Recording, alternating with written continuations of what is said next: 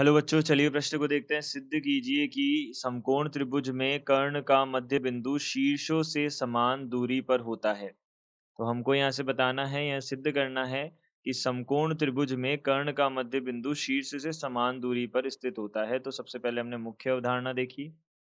तो मुख्य अवधारणा के अनुसार हम यहाँ से बोल सकते हैं कि कोई भी हमारे पास समकोण त्रिभुज में कर्ण का मध्य बिंदु जो है वह शीर्षों से समान दूरी पर है होता है।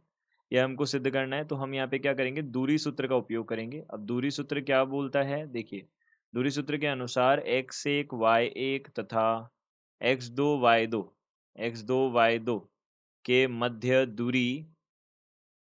मध्य दूरी जो है हमारे पास यह होती है वर्गमूल x2 माइनस x1 की घात 2 प्लस y2 माइनस y1 की घात 2, यह हमारे पास बनती है। यह हमारे पास दूरी होती है। अब देखिए, यहाँ से हमने सबसे पहले क्या किया, एक मानक समकोण त्रिभुज बनाया। तो हम सबसे पहले अक्ष बना लेते हैं, एक्स एक्स और वाई एक्स।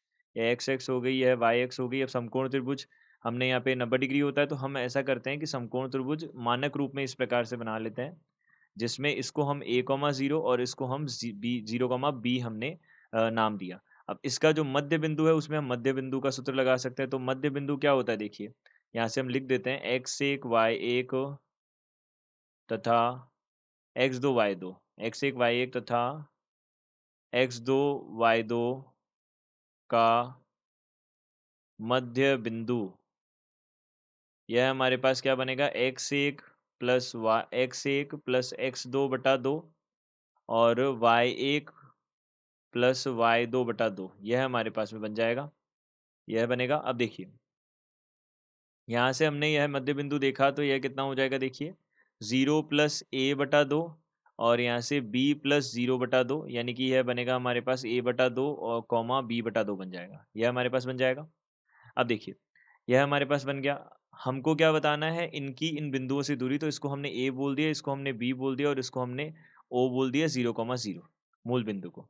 यह हमारे पास हो जाएगा। इनकी दूरियां हमको देखनी है। तो देखिए, इसको हमने डी बिंदु बोल दिया। तो यहाँ से देखिए मध्य बिंदु। तो सबसे पहले तो हम यह लिख सकते हैं, मानक त्रिभुज, मानक समकोण त्रिभुज लिखते हैं। मानक समकोण त्रिभुज निम्न प्रकार है, निम्न प्रकार है। यह हमने बोल दिया, समकोण त्रिभुज निम्न प्रकार है तथा डी मध्य बिंदु, डी मध्य बिंदु हमारे पास क्या है, डी मध्य बिंदु यह हमारे पास में a/2 b/2 है। तो हम यहाँ से क्या कर सकते हैं, सबसे पहले हम ओ ए डी लिख सकते हैं। ए डी जो है दूरी, वह क्या हो जाएगी हमारे पास में, ए डी दूरी क्या हो जाएगी, देखिए 0 माइनस a/2 की घात 2 प्लस b माइनस b/2 की घात 2 बन जाएगा। यानी कि यहाँ से क्या बन जाएगा, a की घात 2/4 प्लस b की घात 2/4 बन जाएगा।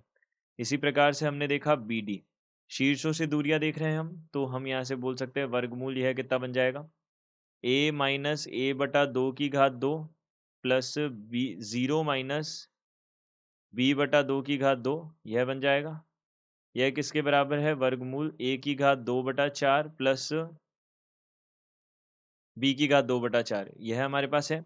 अब इसी प्रकार से OD हमने देख लिया। इसी प्रकार से OD हमारे पास क्या हो जाएगा, वर्गमूल कितना हो जाएगा, देखिए a/2 की घात 2 और प्लस b/2 की घात 2, यानी कि यहाँ पे a की घात 2/4 प्लस b की घात 2/4, यह हमारे पास में बनेगा।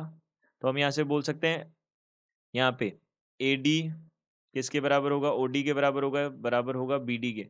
तो AD, OD और BD ये तीनों बराबर होंगे। यहाँ पे तीनों के तीनों ही हमारे पास a की घात 2/4 प्लस b की घात 2/4 होंगे, यह हो जाएंगे। तो हम बोल सकते हैं यहाँ पे कि समकोण त्रिभुज के कर्ण का मध्य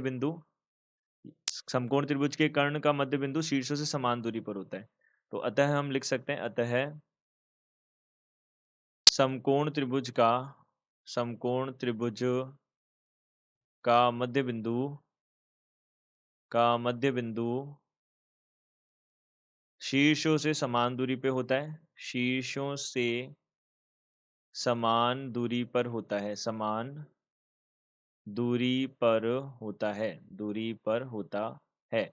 यह हमने बोल दिया। यही हमको सिद्ध करना था, तो हम यहाँ से लिख सकते हैं इति सिद्धम। यह बन गया। तो दी गई अवधारणा के आधार पर हमने निम्न प्रश्न को सत्य सिद्ध किया। आशा करते हैं आपको समझ आया होगा। धन्यवाद।